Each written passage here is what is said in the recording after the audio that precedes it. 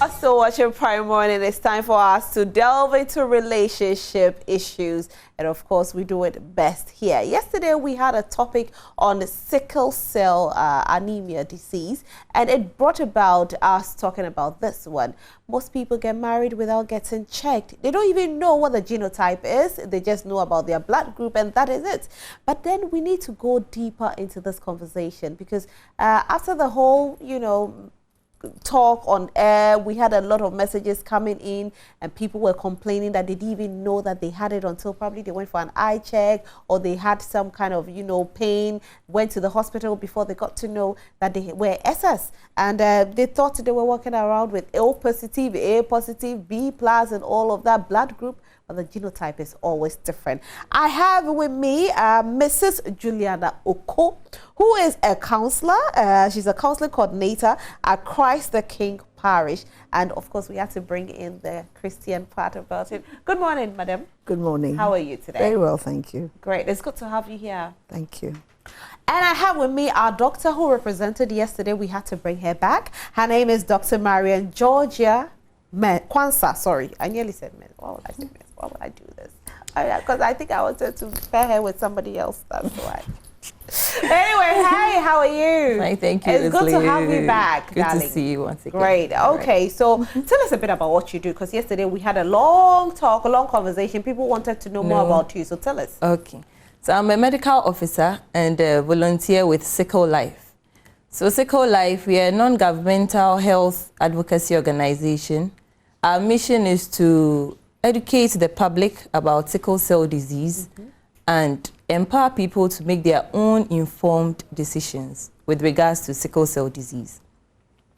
So the group was started in 2013 unofficially by Dr. Enam Sefako Bankas, but officially we were registered in 2016. Okay. So since then we've been having a series of things we do. We create the awareness about sickle cell disease.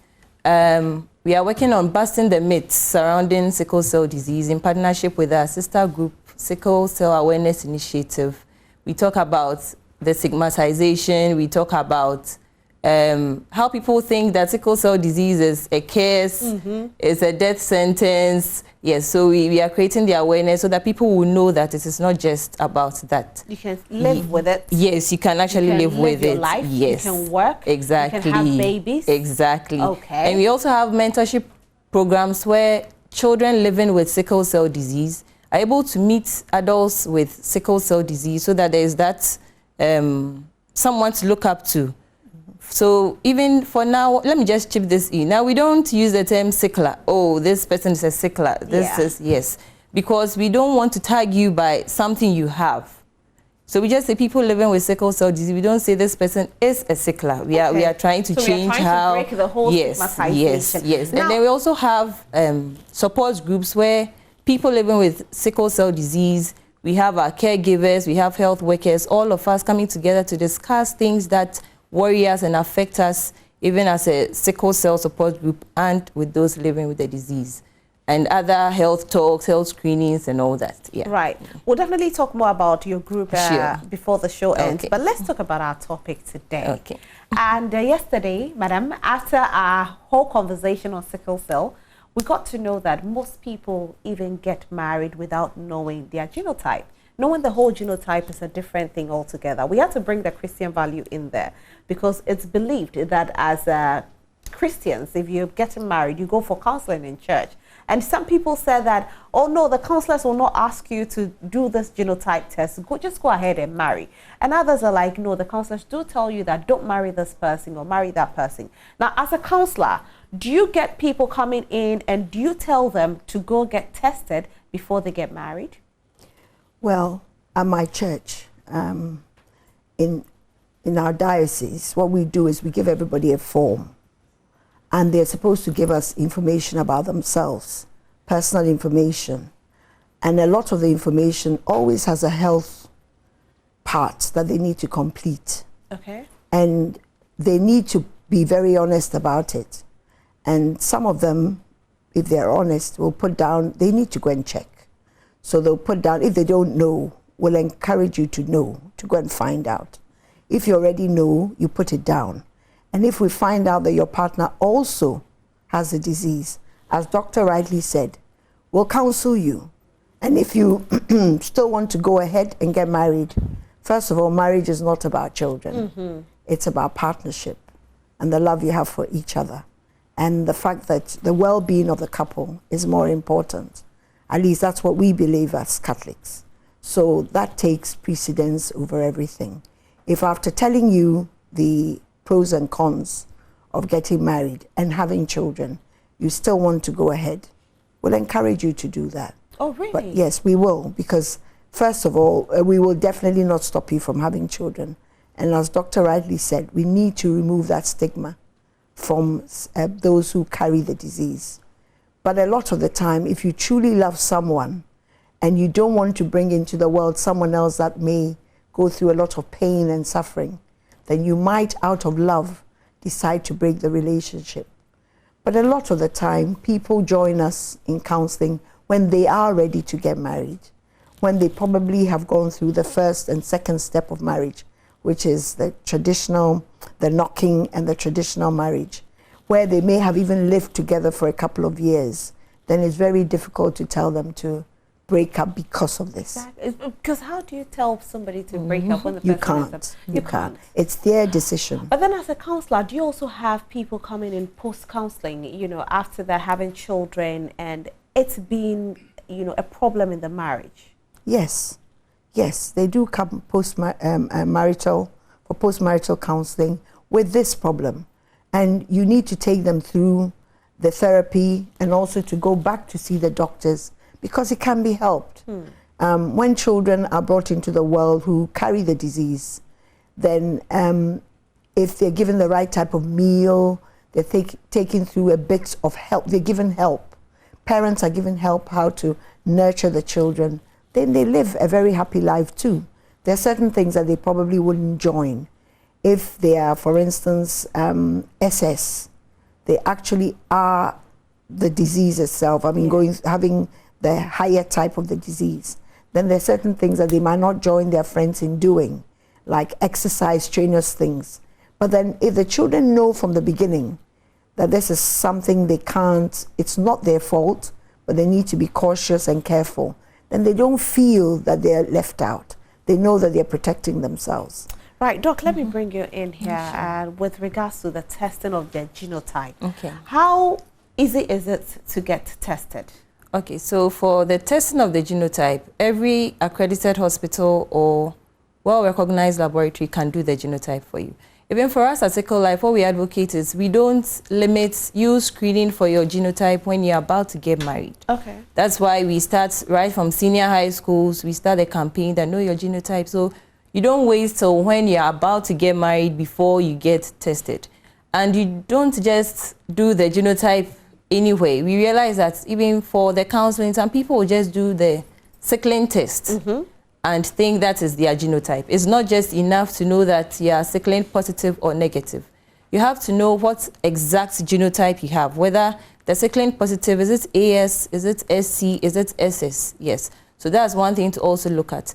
And also, we are not in support of churches cancelling weddings or marriages because of genotype. What we do is... In the long run, it could cause a problem, right? Yes, so you see, premarital screening, the aims are two. The person gets to know his or her whatever traits or diseases the person will be carrying, and also the person is given the option to plan how he or she wants to have a healthy family. But usually the focus is only on testing. We don't give the person the option. So even if the person tests, what you have to do as a health professional or as a counselor is to tell the person that, okay, this is what we found, but these are your options. There are some people that they will decide they will not have children, just like Mrs. Oko said. And for some people, they will want to go for adoption. There are some people, they are very sure that they have the financial support, emotional support, social support, so they will still decide to have children. That is for them. So they have to make Watch the children suffer? You see, so people think that, okay, once you have a sickle cell child, the child is going to suffer. But we have amazing support groups and systems in place where if the person actually does have a sickle cell child, we have systems in place to cater for that. It doesn't mean that automatically the child is going to suffer. Yeah, so you see, that is just an aspect of sickle cell disease. People are living with sickle cell disease and are doing extremely well in society. So we don't just have to limit it to their crisis when they get crisis. Because just as I said, our founder, Dr. Bankers, she is training to be a hematologist in Kolebu. She's living her life. So we have so many people in the society living with sickle cell disease that we just want to take away that mentality that once you have a sickle cell disease child, it means that that's the end for you. No. So we will counsel you. But that is why now we are putting the focus on primary prevention. So know your genotype. So that if you are getting married, you are well informed. You know what to do. So that it's different if you are going in and you don't know. And it's different if you are going in and you know what you are signing up for. So those are two different things. Yeah. Madam, when the couple, or should I put it as to be couple, when they come in for counseling and they get tested and they get to know that genotype and they realize they are not a match, are most of them willing to break off when they want to have children? I'll say no. Even those who live with HIV don't break up. They still decide that we'll go ahead with the marriage. Doctor has said it all. I mean, it's living with sickle cell is not it's not a death sentence. Exactly. It is not a death sentence. After all, people live with other diseases that perhaps are even worse than sickle cell, but they get married.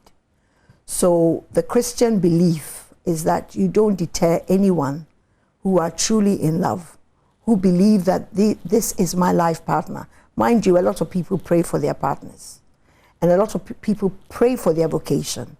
And if we get married to support each other. If I have a certain disease and my partner doesn't, maybe that's the support I need in life till my death. That support is more important than what people think. And I think that the interest, or what we should be harping on, is the fact that life is lived to the fullest. And even if you die young, you've died a happy person. That's so true. That's more important than living to 100 and maybe being very miserable. So I'll say that when people come, they believe that they are ready to get married and they love each other. Those that don't live with the disease don't always go through marriage for life. They end the marriage. So if for one reason or another they end their marriage also, it may not be because they're living with the disease, but maybe other reasons. I think that where we failed as a country is not testing children when they're born. And letting them be aware of who they are. So by the time they made life choices, even in partnership, they're far gone. And when people have spent years nurturing a relationship, to turn around and say to them, don't go ahead with it, I think is unfair. The foundation is being born. In other countries, from day one that this is who you are, this is what you carry. And therefore, when you're going into life, making choices, you have ammunition to decide who you want to go with. So I think that we should start, before we tell people don't go ahead, we should go back to the roots and do something about when we're born, who are we and what are we carrying? It's not just sickle cell, it's other things as well. There's HBO compatibility and other things the doctor would tell you that may mean that you may not even be compatible as partners. Let's talk about the HBO compatibility. Okay. So when we come to screening for health conditions, we can screen for genetic conditions, we can screen for infectious diseases, and then other things. So for the genetic, that's when we start from the sickle cell, the genotype, knowing your genotype. I'm a big advocate for that, so please check your genotype. Yes. We are going to check our genotype from today. Yes, you have to know your genotype. And then we also have thalassemias. Those are another kind of genetic conditions that we can screen for. Then we come to the infectious diseases. So for the infectious diseases, we have the HIV, like Mrs. Oko mentioned. We have hepatitis B, hepatitis C, Then sexually transmitted diseases to others, so chlamydia, syphilis, gonorrhea. And then we have others. So for the others, that's when people would want to know their blood group. For some people, they don't do these routine checks until they're about to get married.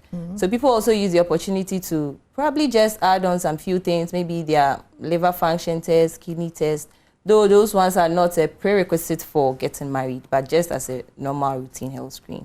And then for some people too, they may want to know their full blood counts, their blood levels. So basically those are the other things that you add when you are screening. Right. But for the compatibility, you know, we've heard that there are some people who are so not compatible, they can't have children at all when they meet. But if they should meet with other people, they can have children. Okay. Yeah, so that one is basically a person to person, yes, it's a couple-based decision, because for some people, there is nothing wrong with them actually.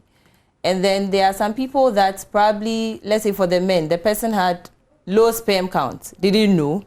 So until probably they get married and they are trying to have kids, then they go for those checks before they find out that, okay, probably there's something that I should have worked on early on. No, so not sometimes, that in particular. I'm talking about the compatibility. I don't know, madam, if you've heard about it. What is it with the blood group? Or? I think it's to do with, yes, blood or something. Okay, so there is something, you see, even for the blood group, we have positive and negative. Okay, aside you knowing your blood group, whether it's A, B, yes, we have positive and negative.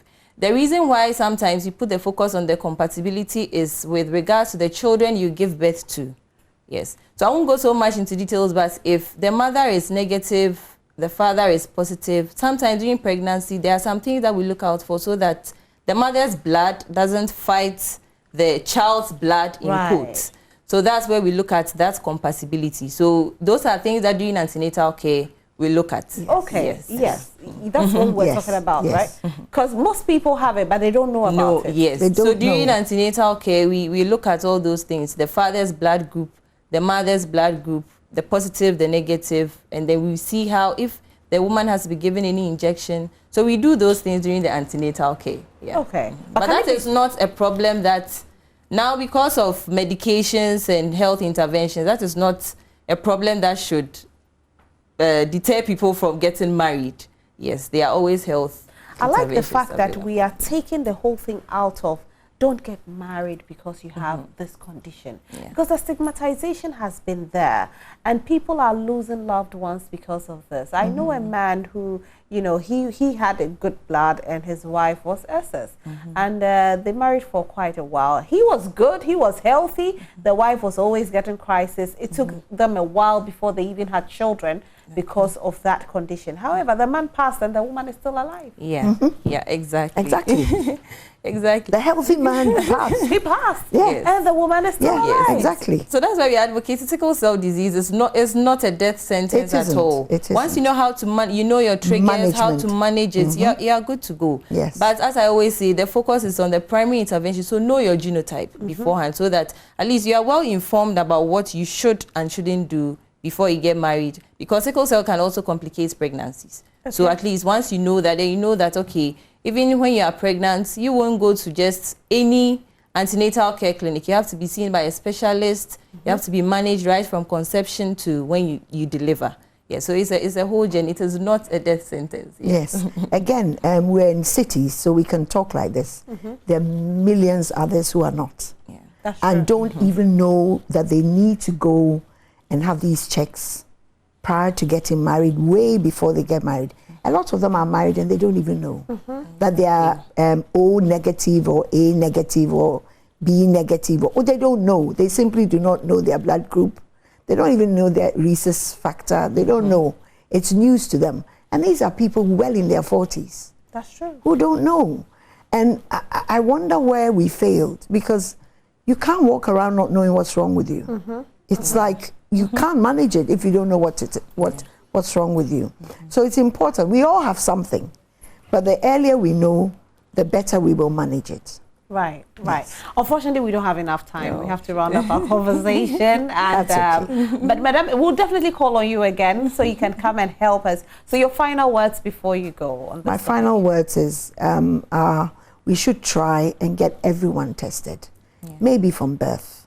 If you're born in a hospital or at a midwife's or wherever, get tested as soon as possible, and carry a card that gives you everything about yourself, so that going into the future, we limit some of these unfortunate incidences that happen. I agree with you. Thank you so much. And Doc, your final words before you go. Okay, so I would say check your genotype. That's my first.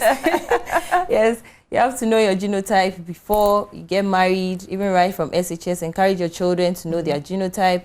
And also, let's break the stigma. Okay, sickle cell disease is not a death sentence. It's not a death sentence. Thank you so much for being here today. If you want to get married, don't say that you can marry because there's AS. Look, things have changed. You can get married. There are so many options to have your children. Thank you so much for watching the show today. I'll be talking to Mrs. Juliana Oko, who is a counseling coordinator at Christ the King Parish, and also our very own Dr. Marian Georgia Kwanzaa, who is a medical officer and a volunteer at Sickle Life.